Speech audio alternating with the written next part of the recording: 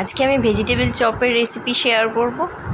প্রথমে বিট গাজর নেবেন, তারপরে বিট গাজরটা গ্রেটারে কুড়িয়ে নেবেন, আদা দেবেন কুড়িয়ে, আর আলু সেদ্ধ করে রেখে দেবেন। তারপরে কড়াইয়ে তেল দেবেন, জিরে আর তেজপাতা ফোড়ন দেবেন।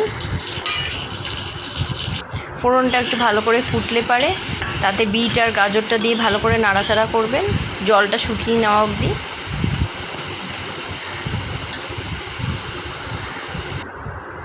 তারপরে তাতে আলু, পরিমাণ মতো নুন আর চিনি দেবেন।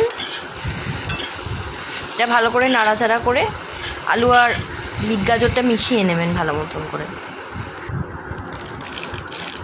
তারপরে হয়ে গেলে তাতে একটু গরম মশলা মেশাবেন। আমি সানরাইজ শাহি গরম মশলা মিশিয়েছি। তারপরে বিট গাজরগুলো কর্নফ্লাওয়ারে ডুবিয়ে ব্রেড ক্রাম্বসে দিতে হবে,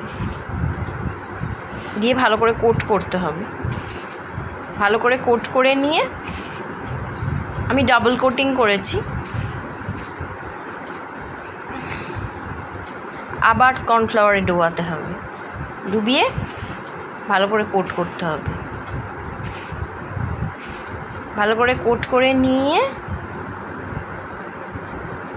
এইভাবে সমস্ত চপগুলো কোট করে নেবেন।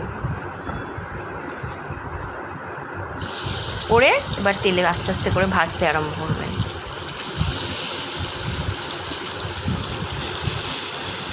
গ্যাসের ফ্লেমটা খুব বেশি জোরে করবেন না, মিডিয়াম ফ্লেমে রেখে দেবেন। তারপরে লাল লাল করে ভাজা হয়ে গেলে আস্তে আস্তে চপগুলো প্লেটে উঠিয়ে নেবেন।